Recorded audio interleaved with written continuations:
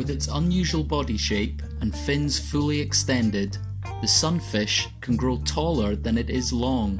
Their diet consists primarily of jellyfish, although they can also feed on larvae, small fish, squid and crustaceans. The sunfish is the heaviest known bony fish. By adulthood, they have the potential to grow 60 million times their birth size, arguably the most extreme size growth of any vertebrate.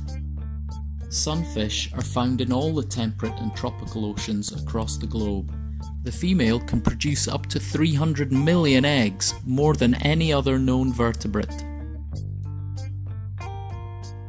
The biggest threat to the sunfish, designated as vulnerable by the International Union for the Conservation of Nature, is marine debris, in particular plastic waste floating on or near the surface, which can be easily mistaken for jellyfish.